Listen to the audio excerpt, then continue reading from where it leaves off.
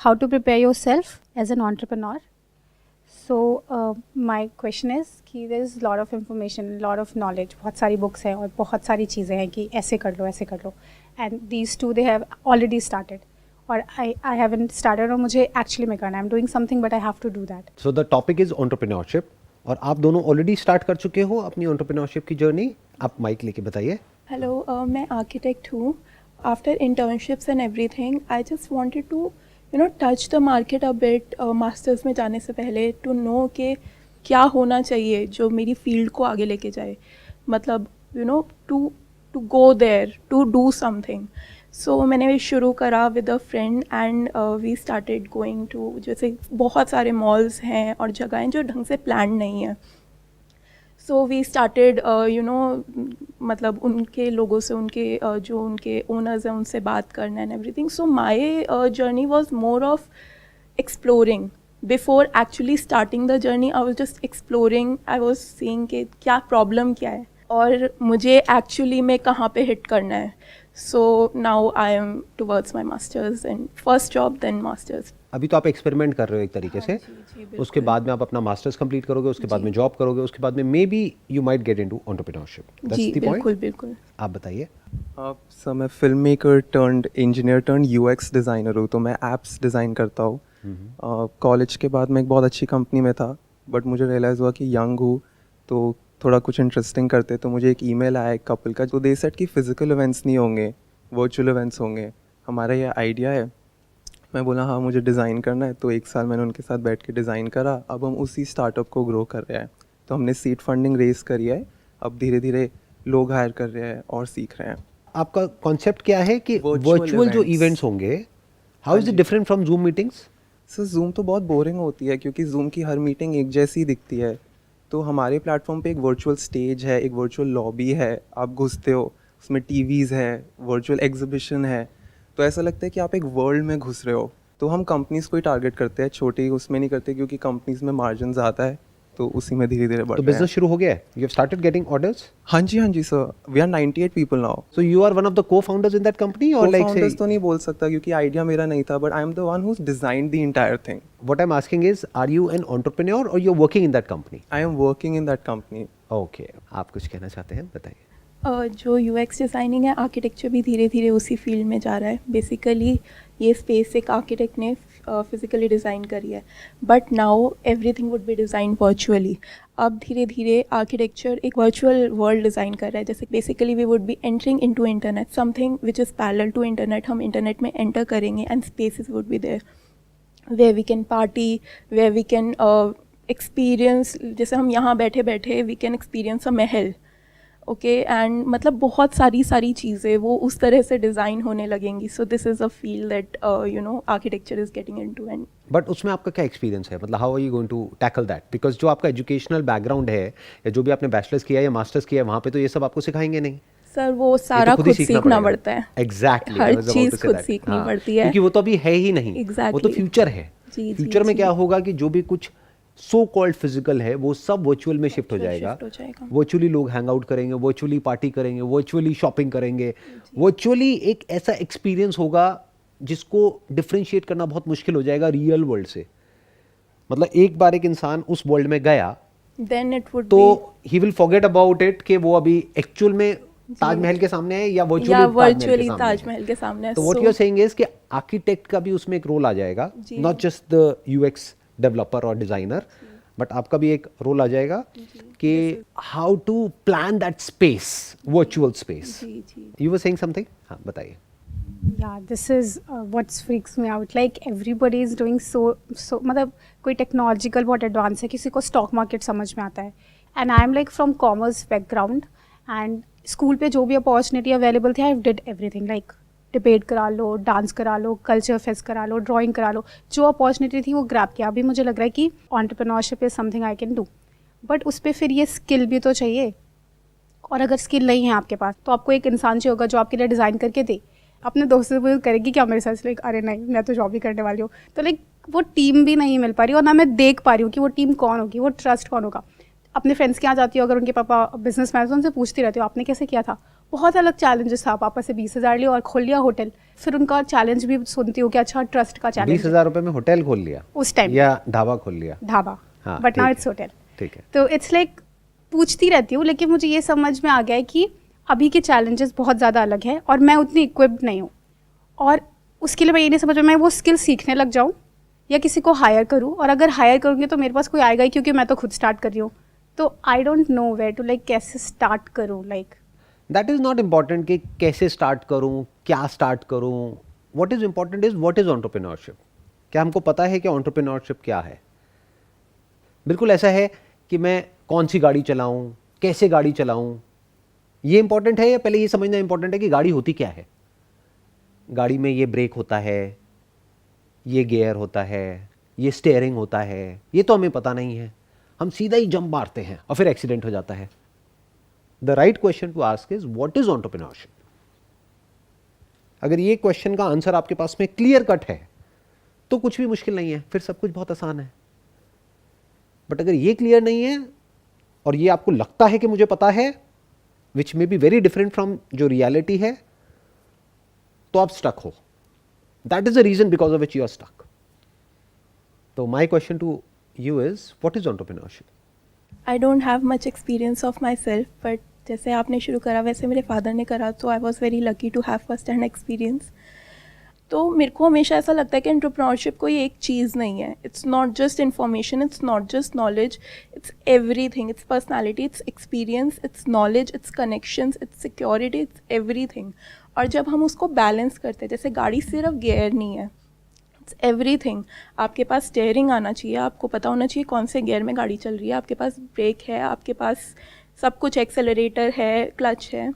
तो जब आप उन सबको मिक्स करके एक स्पीड में धीरे धीरे बढ़ते हो, रुकते हो, बढ़ते हो, रुकते हो, गिरते हो, बढ़ते हो, आगे बढ़ते हो, पर कॉन्स्टेंटली चलते हो। आप क्या कहना चाहते हैं इसके बारे में? सर ऑफ कोर्स मेरे पास भी पर्सनल एक्सपीरियंस नहीं है, but I love reading about Azim Premji या जमशेद जी टाटा। तो मुझे रियलाइज़ हुआ कि ये सारे लोग जो बहुत सक्सेसफुल एंटरप्रेन्योर्स हैं, they had the ability to recognise opportunity, and जैसे वो उस अपॉर्चुनिटी को देख रहे थे, they felt extremely excited about it. Most cases में क्या होता है, अगर बाकी लोगों को अपॉर्चुनिटी दिख भी रही है, they are not excited about it, but ये लोग बहुत एक्साइटेड थे। और क्या होता है कि when you are emotionally aligned, तो you have immense power coming from the inside. So I feel that entrepreneurship is basically you being sensitive to opportunities that excite you, and then in the longer run वो opportunities society को भी आगे लेके जाती है, क्योंकि इन सब लोगों ने society को भी बहुत कुछ दिया है। नारायण मूर्ति जी, अजीम Prem ji, they make fabulous donations। Donation से भी ज़्यादा जो अच्छा काम उन्होंने किया है या जो इम्पोर्टेंट काम किया है वो है कि दे हैव क्रिएटेड जॉब्स। उन्होंने जो हमारी कंट्री है उसकी इकोनॉमी की जो ग्रोथ है उसको एक्सेलरेट किया है। वो ग्रोथ की वजह से ही सब कुछ हो पा रहा है। वो जो टैक्सेस आते हैं गवर्नमेंट के पास में, वहीं से तो सब कुछ होता है। तो वो ज़्यादा इंपॉर्टेंट है बजाय कि charity, because charity is more like a one of kind of a thing. बहुत लोग बहुत इंपॉर्टेंस देते हैं चैरिटी को, बट अगर आप मेरे स्टैंड पॉइंट से देखोगे, सबसे बड़ी चैरिटी ये है कि किसी इंसान का आप जिंदगी भर के लिए पेट भर दो, और सिर्फ उस इंसान का नहीं, उसकी पूरी फैमिली का। यानी उसको आप जॉब दे दो, वो भी एक सेफ एंड सिक्योर जॉब जहाँ पर कि rules and regulations properly defined हो और फेयर प्रैक्टिसेस हो, कुछ भी अनफेयर ना हो। जैसे मैं बहुत लोगों को जानता हूँ जो टाटा की जो अलग अलग कंपनीज हैं वहाँ पर काम करते हैं, and I got to know कि वहाँ पे जो पॉलिसीज़ हैं वो बहुत ही फेयर है। तो इससे बड़ी कोई चैरिटी नहीं हो सकती है। तो वन इज़ दैट। सेकेंड, आपने वर्ड यूज़ किया opportunity. What is an opportunity? अभी हम बात कर रहे थे व्हाट इज़ एंटरप्रेन्योरशिप, अब आप आए अपॉर्चुनिटी पे। What is an opportunity?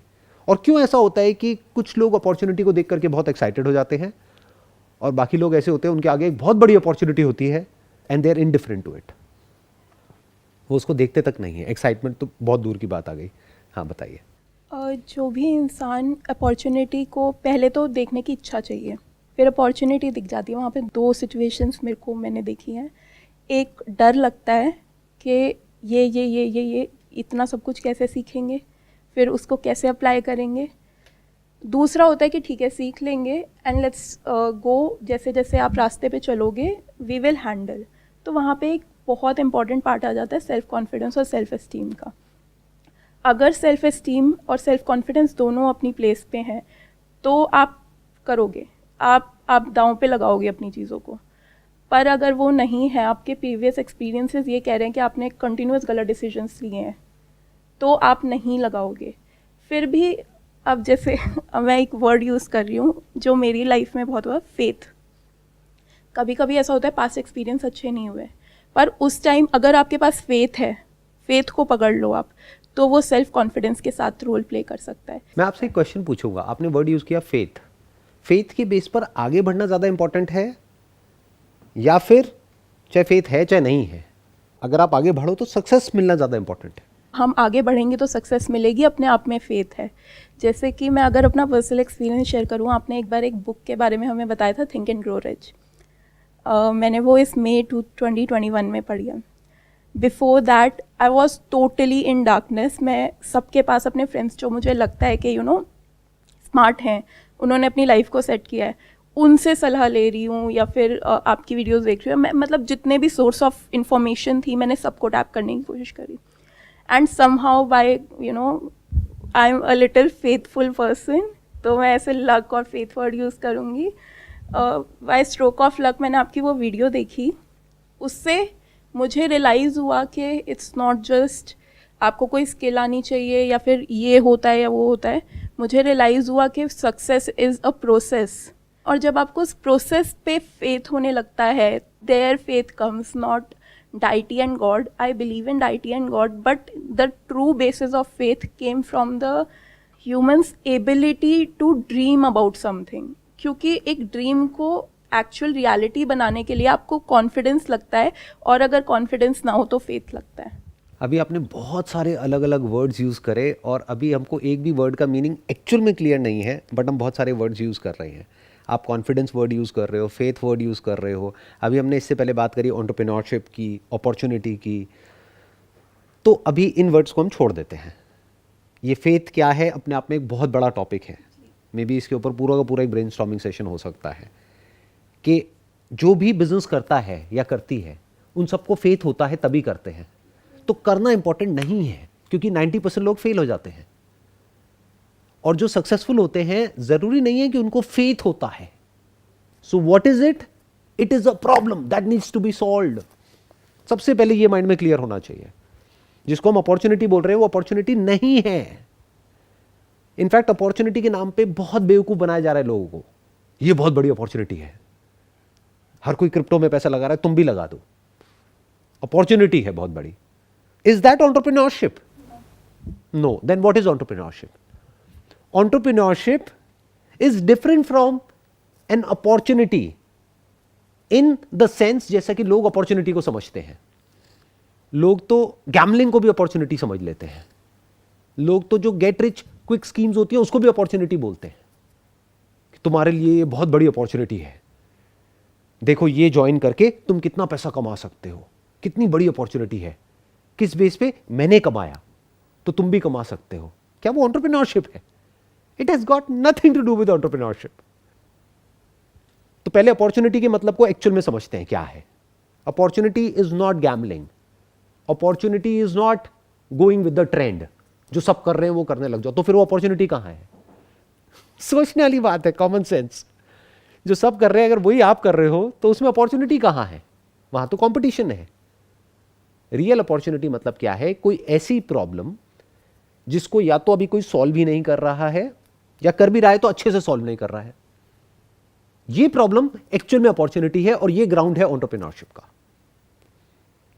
अगर इतना आपको समझ आ गया है तो आगे बढ़ने का फायदा है, नहीं तो हम बहुत सारी चीजों को मिक्सअप कर देंगे, हम वर्ड्स में उलझ करके रह जाएंगे। इस सब में फेथ का कोई रोल नहीं है। फेथ आपको नुकसान ज्यादा पहुंचाएगा, फायदा कम करेगा। क्योंकि फेथ के साथ क्या जुड़ा हुआ है? कॉन्फिडेंस। फेथ मतलब क्या? Which is coming out of darkness. एक है logic which is not in the realm of darkness. वहां पर आपको सब कुछ क्लियर दिख रहा है, जिसके बेस पे एक लॉजिकली एक प्लान बन रहा है। वहां पे किसी फेथ की जरूरत नहीं है। फेथ की जरूरत वहां पड़ती है जहां पर हमें क्लियर नजर नहीं आ रहा होता है कि क्या हो रहा है और क्या होने वाला है। और जब आपको नजर नहीं आ रहा है तो आगे बढ़ क्यों रहे हो? That is risky. रिस्क का ग्राउंड क्या है? Faith. Can you see that? What I am talking about? I am talking about entrepreneurship. What is that? Problem solving. जैसे मैथमेटिक्स है, उसमें फेथ की जरूरत है? नहीं है. उसमें क्या जरूरत है?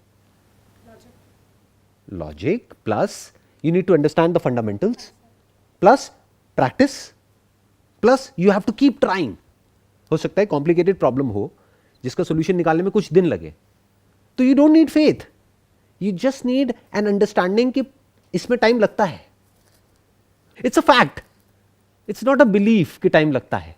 आप समझ रहे हो? जैसे रिलीजन और ये सारे जो कॉन्सेप्ट्स हैं, that is all based upon faith. क्यों? क्योंकि वो साइंस के दायरे में नहीं है. But entrepreneurship is in the realm of science. It is science. एक प्रॉब्लम को सॉल्व करना इज साइंस. इंटेलेक्चुअल जो कॉन्सेप्ट्स हैं, that has got nothing to do with science. That is like more like intellectual stimulation, intellectual speculation. In fact, speculation is not opportunity. Speculation में you need a lot of belief. और वो आपको फंसा देता है कि आज मैं ये स्टॉक मार्केट में इस शेयर के ऊपर पैसा लगा रहा हूँ, मुझे पूरा भरोसा है कि ये 10 गुना हो जाएगा. तो ये सब क्या है? This has got nothing to do with entrepreneurship.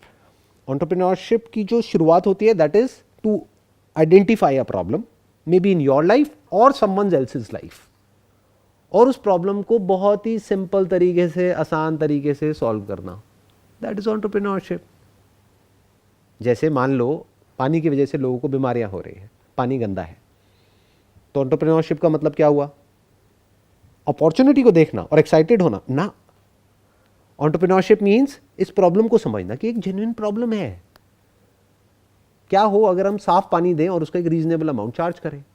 हो गई बिजनेस की शुरुआत. जैसे मेरे करियर की शुरुआत कैसे हुई? मैंने मॉडलिंग से अपना करियर शुरू किया. देखा मॉडलिंग में क्या प्रॉब्लम है. 90% से ज़्यादा जो मॉडलिंग एजेंसीज होती हैं उस टाइम भी और आज भी, वो फ्रॉड है, जेन्युइन नहीं है. वो बेवकूफ़ बनाती हैं लोगों को, पैसे ले लेती हैं लेकिन काम नहीं देती है. ये क्या है? एक प्रॉब्लम है जो मैंने फेस करी. तो मैंने कहा क्या हो कि अगर एक जेन्युइन प्लेटफॉर्म उनको प्रोवाइड किया जाए. अब वो प्रोवाइड करने के लिए मुझे क्या चाहिए? फोटोग्राफी सीखनी पड़ेगी. सीख ली. क्या उसके लिए मुझे 4 साल का फोटोग्राफी का कोर्स करना पड़ेगा? Not required. कोई पूछता ही नहीं है कहाँ से किया, कितने का किया, 2 हफ्ते का किया, बस. उस प्रॉब्लम को सॉल्व करना शुरू किया. फिर जब उस प्रॉब्लम को सॉल्व करना शुरू किया, तब मुझे समझ आया कि ये अकेले मेरी प्रॉब्लम नहीं है, कुछ लोगों की प्रॉब्लम नहीं है, ये तो बहुत लोगों की प्रॉब्लम है, ये तो सबकी प्रॉब्लम है, ये हजारों लाखों लोगों की प्रॉब्लम है. तब जब मुझे वो नजर आया तो मेरी जो विजन है वो बड़ी होने लग गई. बिल्कुल ऐसा है जैसे मैं कुएं से निकल करके एक नदी में चला गया, फिर देखा अच्छा ये तो और बड़ा है, फिर एक समुद्र में चला गया. ये getting where I am coming from. ऐसे बिजनेस बड़ा होता है. हम क्या गड़बड़ करते हैं? हम हैं एक्चुअल में कुएं में और बातें करते हैं समुद्र की कि मैं ये करूंगा, मैं वो करूंगा, मैं वो करूंगा, उसके लिए मुझे ये चाहिए, वो चाहिए. अरे भैया पहले कुएं को तो कॉन्कर कर लो. कुएं की जो प्रॉब्लम है उसको तो सॉल्व कर लो. बाद में नदी की प्रॉब्लम के बारे में सोचना जब आप एक्चुअल में नदी में पहुंच जाओगे. ऐसे स्टेप बाय स्टेप बड़े आराम से समझना होता है. जैसे आपने निरमा ब्रांड के बारे में सुना होगा. उनकी शुरुआत कैसे हुई थी? मतलब शायद पढ़ा था ये साइकिल पे लेकर बेचने जाते थे, लाइक. हाँ, अब ये स्टोरी सही है या नहीं है आई डोंट नो, बट जो भी आप कह रहे हो मैंने भी वही सुना है कि वो साइकिल पे ले करके अपना कुछ बनाया और बेचते थे घर घर जा करके. तो लोग उनसे क्यों खरीदते थे? क्योंकि जो और कंपनीज की जो सोप्स आती थी वो या तो महंगी थी या फिर वो इतना अच्छा काम नहीं करती थी. उन्होंने दोनों प्रॉब्लम्स को सॉल्व कर दिया. सस्ती और ज़्यादा अच्छे से सफाई. बस इतना ही तो है एंटरप्रेन्योरशिप. और क्या है? लोगों ने यूज़ किया, उनको अच्छा लगा, उन्होंने वापस से ऑर्डर किया. उन्होंने जब ऑर्डर किया तो उन्होंने दोबारा से बनाया, दोबारा से दिया, फिर वहाँ से पैसा आने लगा, फिर वो बिजनेस बड़ा हो गया. हम कॉम्प्लिकेटेड क्यों बना देते हैं एंटरप्रेन्योरशिप को इतना? Why do we make it so complex कि हम कुछ कर ही नहीं पाते हैं? Entrepreneurship is very simple. So called ये जो स्टार्टअप वर्ल्ड है उसकी तरफ जो रेस लगी हुई है, दैट इज डिफिकल्ट. बहुत बार क्या होता है स्टार्टअप वर्ल्ड में, लोगों के पास में एक प्रॉपर रेवेन्यू मॉडल नहीं होता है. वो प्रॉफिटेबिलिटी को दिखा नहीं सकते एक पेपर के ऊपर कि वहां क्या होगा, कैसे होगा. बातें होती हैं कि ये होगा, वो होगा, वो होगा 10 साल बाद, 20 साल बाद, मतलब एक्चुअल में कुछ पता ही नहीं है कि क्या होगा. इसी वजह से उसमें से मेजॉरिटी ऑफ स्टार्टअप्स जिनको फंडिंग मिलती है उसके बावजूद वो फेल हो जाते हैं। और सिर्फ फंडिंग नहीं मिलती है, पूरा का पूरा एक सपोर्ट सिस्टम मिलता है। जो वेंचर कैपिटलिस्ट है जो उनको फंड कर रहा है वो साथ में अपनी पूरी टीम भी उनकी आती है, उनकी नॉलेज, उनका एक्सपीरियंस भी आता है, उनका एक्सपर्टीज भी आता है, उसके बाद भी वो फेल हो जाते हैं। ऐसे बहुत सारे स्टार्टअप्स हैं जो बुरी तरह से फेल हो जाते हैं। क्यों हो जाते हैं? बिकॉज वो एक्चुअल में मोर ऑफ अ फैड है, एक ट्रेंड है जिसको वो फॉलो कर रहे हैं। देखा यूएस में, अच्छा वो स्टार्टअप शुरू हुआ है, उसको सीरीज ए मिल गया, बी मिल गया, सी मिल गया, उसको इतनी फंडिंग मिल गई, चलो उसी आइडिया को मैं इंडिया में अब शुरू कर देता हूं। They are not actually concerned about the problem, they are just interested in कि मेरे स्टार्टअप को फंडिंग मिल जाए, and I want to be the next unicorn, I want to be the next $1 billion company. तो वो trap है, that has got nothing to do with entrepreneurship. अभी जिनका भी आपने नाम लिया, अजीम हशम प्रेम जी और JRD टाटा, इन्फोसिस के जो मिस्टर नारायण मूर्ति हैं, दे वर एंटरप्रेन्योर्स एट हार्ट, क्योंकि उन्होंने प्रॉब्लम को देखा, उसको सॉल्व किया। तो ऐसे समझना होता है step by step. Entrepreneurship actual में बहुत आसान है, बट होता क्या है कि हम उसको इतना कॉम्प्लिकेटेड बना देते हैं अपने माइंड में कि हम या तो कुछ कर ही नहीं पाते हैं, करते भी हैं तो हम आगे नहीं बढ़ पाते हैं, स्टक हो जाते हैं। क्यों? क्योंकि क्लियरली हमें पता ही नहीं होता है कि हम कर क्या रहे हैं और क्यों कर रहे हैं। आपको एक बहुत मज़ेदार बात बताता हूँ। एक थॉट है जो आपके माइंड में होना चाहिए, जिस दिन आपने शुरू किया वहाँ से लेकर के एंड तक, और उसी थॉट पे आपको चलना है अगर एक्चुअल में कुछ बड़ा करना है तो। एक बुक है गुड टू ग्रेट, आपने शायद पढ़ी होगी, I am not sure, very interesting book. तो जो कंपनीज गुड होती हैं यानी कि मीडियोकर होती हैं, वो ग्रेट कैसे बनती हैं, उस बुक में उन कंपनीज की बात नहीं करी गई है जो ऑलरेडी ग्रेट थी या ग्रेट है, जो ईयर ऑन ईयर ग्रो कर रही थी, बल्कि बात करी गई वो कंपनीज गुड थी, या तो उनकी ग्रोथ रेट बहुत ही कम थी या ना के बराबर थी, फिर एकदम से ही एक्सेलरेट हुई, एकदम से कुछ ऐसा हुआ कि उसके बाद वो ग्रो होती ही चली गई, उसके बाद वो ग्रेट बन गई। तो ऐसा क्या हुआ? उसमें एक बहुत बड़ा रोल होता है कि एक चीज आपको सही करनी आनी चाहिए बस। यानी एक प्रॉब्लम है, पहले उसको आइडेंटिफाई कर लो और उसको अच्छे से सॉल्व कर दो।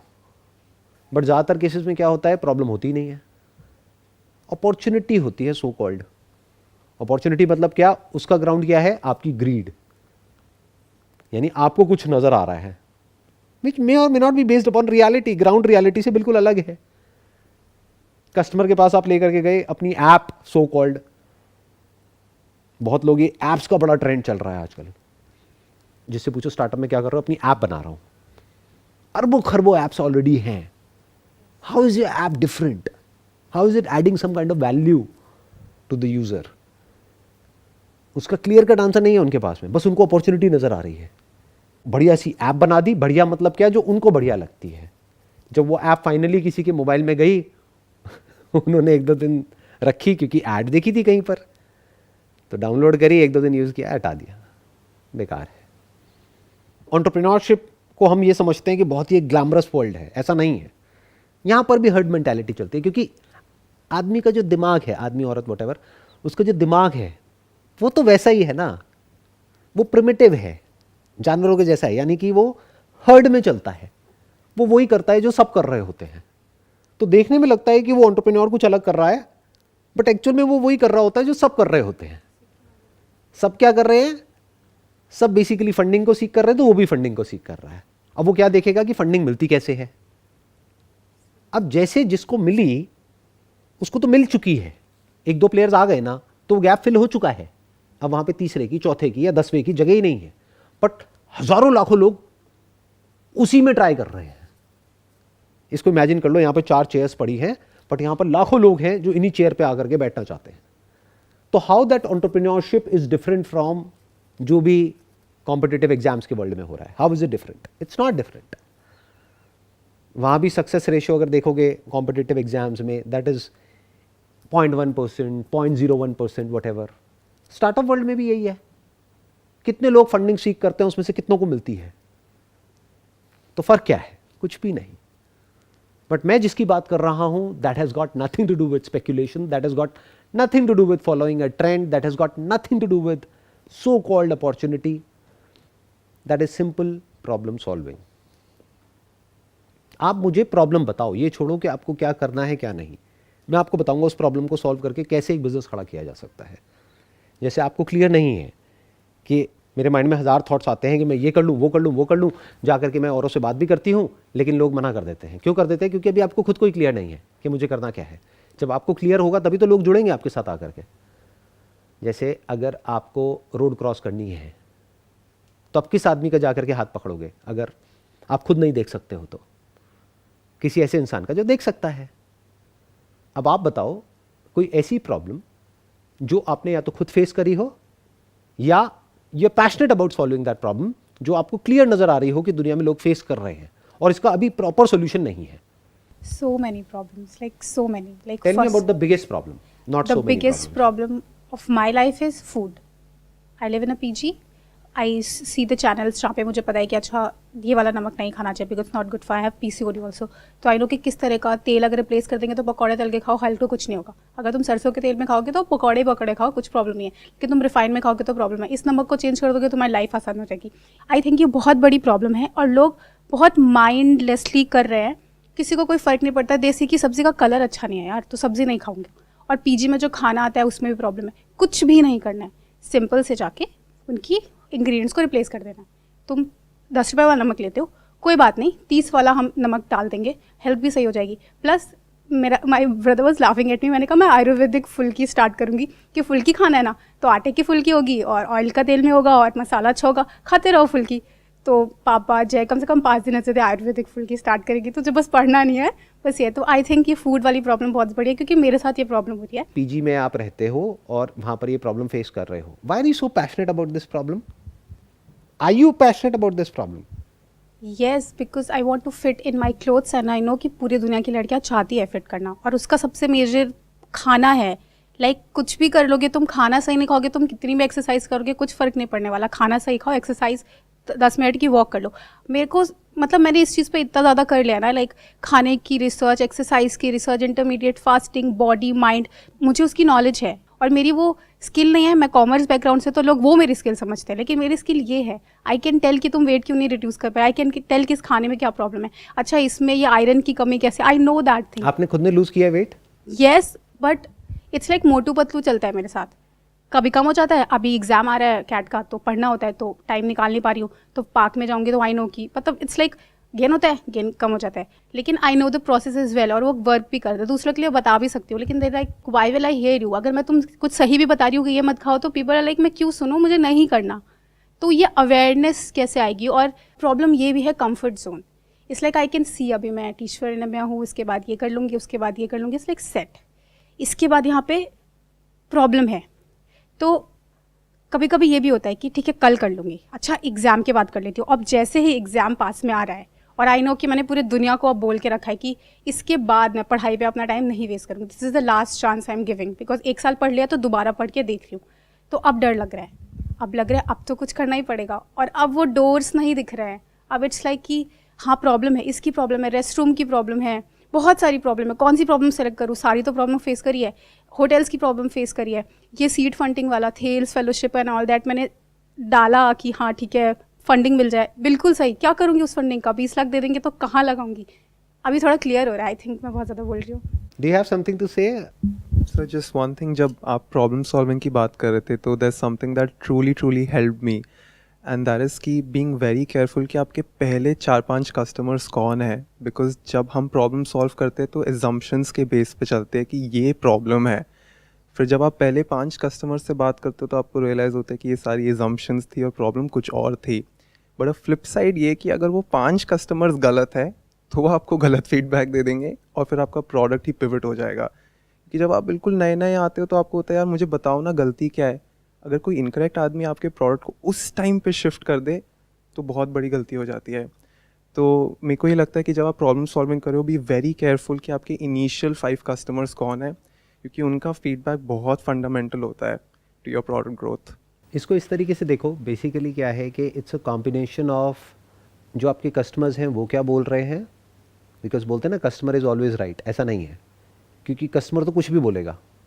फॉर एग्जांपल जब हमने अपना साइट को लॉन्च किया तो कस्टमर्स ने बोला कि यार आपके पास में इस तरह की इमेजेस नहीं है, तो हम कुछ भी कर लें हमारे पास सब तरह की इमेजेस तो हो ही नहीं सकती। बिल्कुल ऐसा है, आप किसी शोरूम में गए और जा करके बोला कि आपके पास में ना इस तरह के कपड़े नहीं हैं, तो अब उस शोरूम वाले को ये समझना है कि मेरे पास में लिमिटेड जगह है, अगर मैं ऐसे हर एक की सुनने लग गया और अपने शोरूम को पूरा भर दिया तो मैं काम ही नहीं कर पाऊंगा, वहाँ पे चलने की जगह नहीं बचेगी। तो उस टाइम पे उसको क्लियर होना चाहिए कि वो मेरी विजन के साथ में फिट हो रहा है नहीं हो रहा है, यानी आपने प्रॉपर्ली क्या उस गैप को आइडेंटिफाई किया है, क्या उस प्रॉब्लम को समझा है, क्या वो उस प्रॉब्लम से कनेक्ट हो रहा है, या वो कस्टमर ऐसे ही कुछ भी फालतू का बोल रहा है। बिल्कुल ऐसा है जैसे मान लो इन्होंने खाने का काम शुरू कर दिया और कस्टमर ने आकर के बोला आपके पास खाने तो मिलता है लेकिन कपड़े नहीं मिलते, तो अब आप क्या कपड़े भी निकाल दोगे? या फिर वो कहेगा खाना तो मिलता है आपके यहाँ पे, हेल्दी तो है, लेकिन मान लो साउथ इंडियन में इस तरह का खाना नहीं है। तो अब अगर आप सब कुछ करने लग जाओगे तो आपके पास में एक छोटी सी किचन है, सब कुछ कैसे करोगे? You getting where I am coming from? तो ऐसा नहीं कि कस्टमर जो भी बोलेगा वो आपको करना है, क्योंकि वो करने लग गए तो अब आप पागल हो जाओगे, क्योंकि फोकस आउट हो गया ना।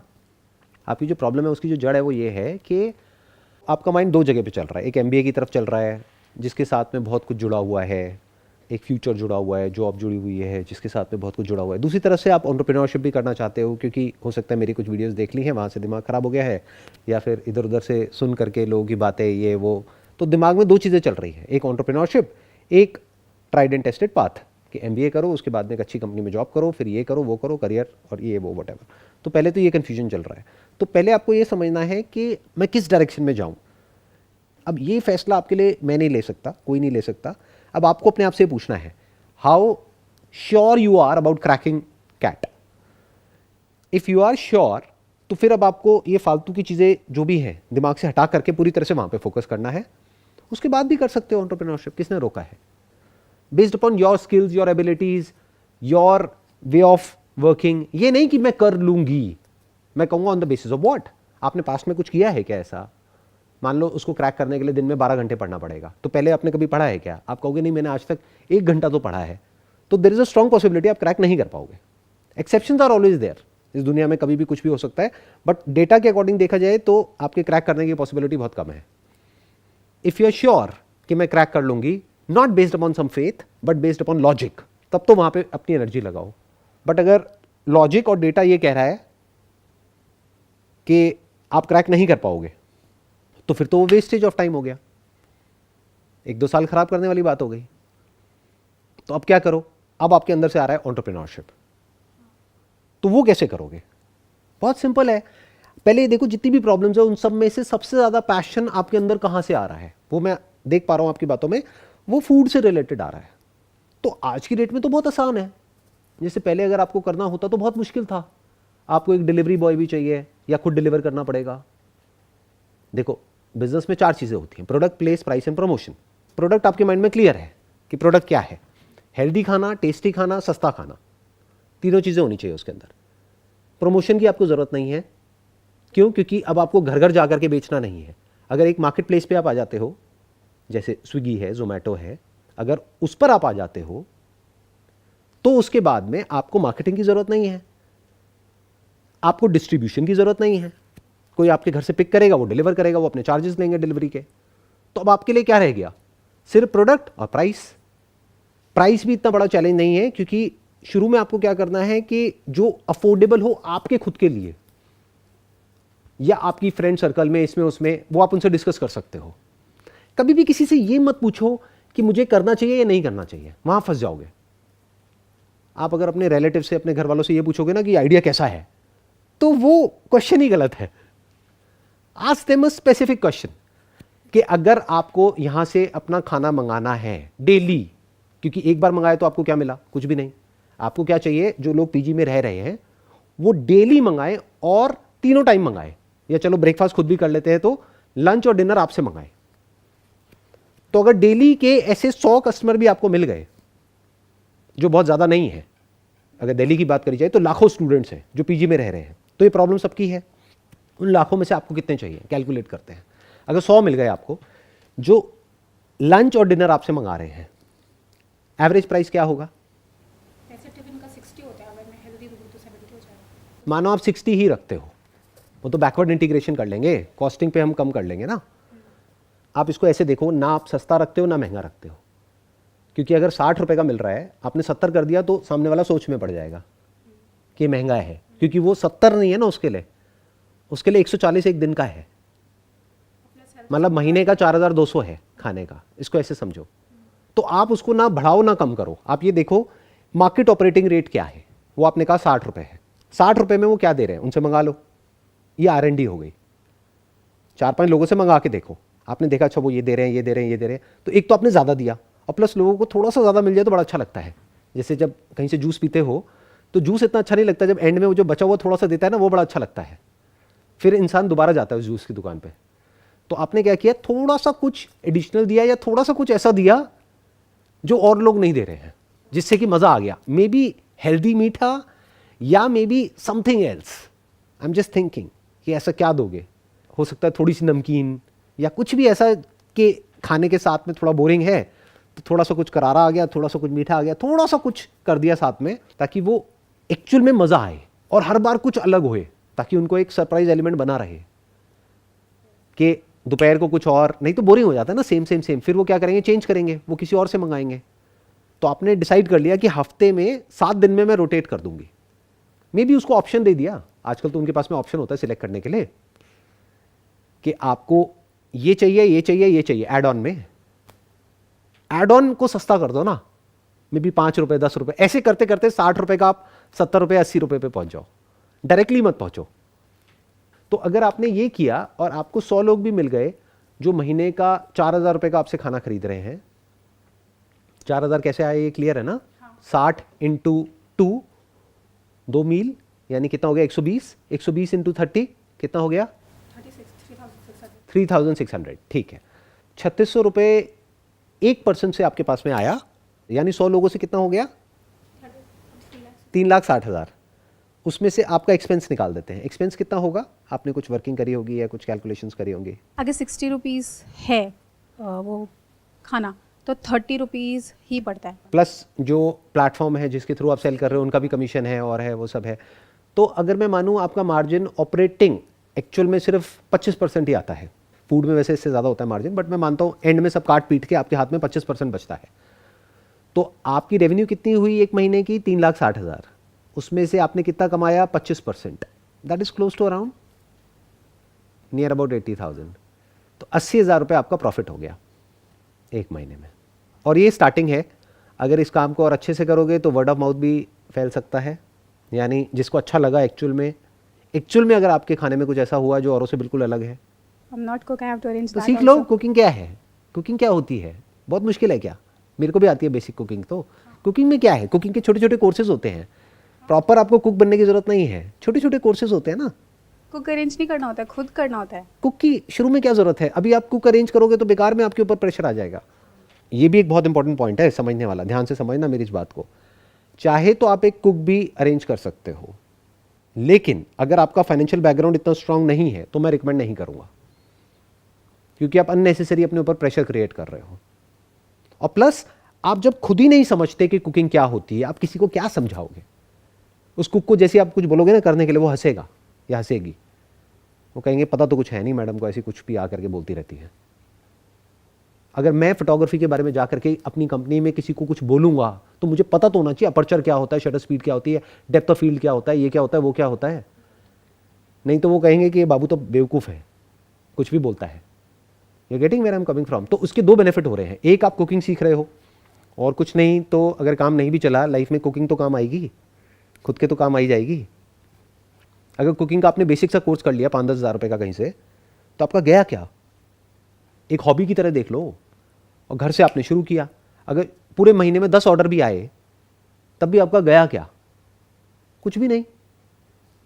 और जब ऑर्डर बढ़ जाएंगे तो कुक रख लो और उस कुक को खुद ट्रेन करो। अब अगर वो कुक नहीं भी है तब भी आप उसको कुक बना सकते हो अगर आप खुद कुक हो तो। जैसे हमारी कंपनी में जितने भी फोटोग्राफर्स हैं उन्होंने एक्चुअल में कहीं से कोई प्रोफेशनल कोर्स नहीं किया हुआ है फोटोग्राफी का, उन सबको मैंने सिखाया है। समझ रहे हो मैं क्या कहना चाह रहा हूं? इट्स सिंपल एक्चुअली, बट हम करते क्या, हम चीज़ों को कॉम्प्लिकेटेड कर देते हैं। जैसे आप घर पे जाकर के बात करोगे मेरे को कुक को रिक्रूट करना है, अच्छा उसकी सैलरी है 15,000 रुपये, वो कहेंगे चुपचाप बैठ जाओ।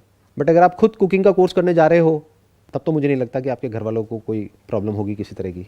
खुश हो जाएंगे। क्यों? बैक टू द बेसिक, यही तो चाहते थे। खाना बनाओगी, रोटियां बनाओगी, मैं सिखा देती हूँ, मम्मी सिखा देगी, अम्मा सिखा देगी, अम्मा की रेसिपी कितनी अच्छी होती है। तो बहुत लोग बैठे हैं सिखाने वाले, वहाँ से सीख जाओगे, नहीं तो प्रोफेशनली भी सीखो और उनसे भी सीखो, सबसे मिला करके सीखो ना। खुद पहले एक कमाल के कुक बनो ना, तभी तो एक्चुअल में you are passionate about solving the problem. नहीं तो ये जस्ट इंटरेस्टेड इन मनी कि मैं फटाफट से कुक रखूंगी, उसको इतना सैलरी दूंगी, इतना यहाँ से ये बिक जाएगा, फिर इतने पैसे आ जाएंगे। Now you are looking at the opportunity, not the problem. The real problem is not कि अच्छा खाना नहीं है, अच्छा खाना मिलता है।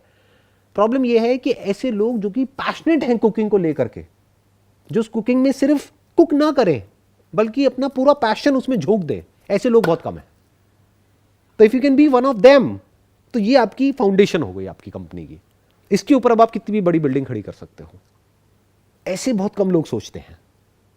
करते क्या है, बिजनेस को इतना कॉम्प्लिकेटेड बना देते हैं। मैं क्या कर रहा हूं, सिंपल करता चला जा रहा हूं, बिल्कुल सिंपल। आसपास में पैम्फलेट निकलवा दो, न्यूज़पेपर्स आते होंगे आपके घर के आसपास में, यहाँ पे वहाँ पे, उसमें पैम्फलेट डलते हैं।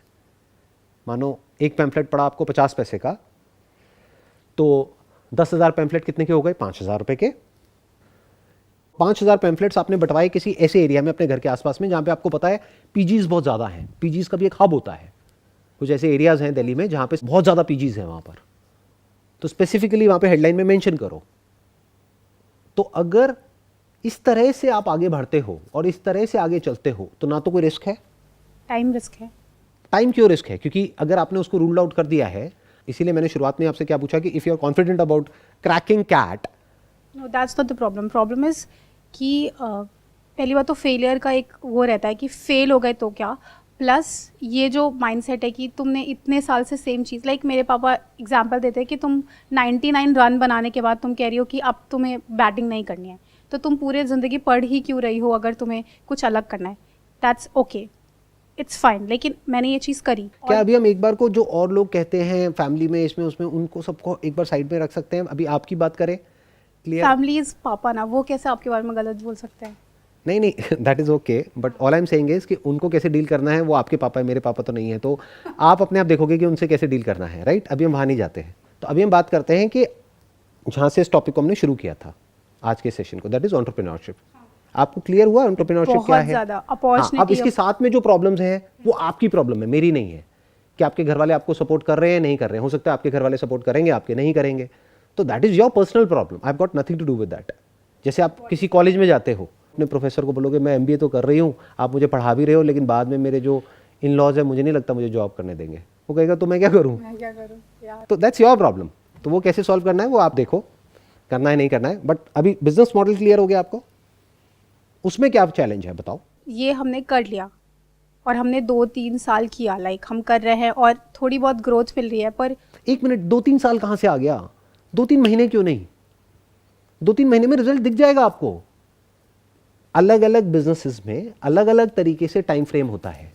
जैसे मैंने फोटोग्राफी करी तो मेरे को 15 दिन में 1 महीने में रिजल्ट दिख गया।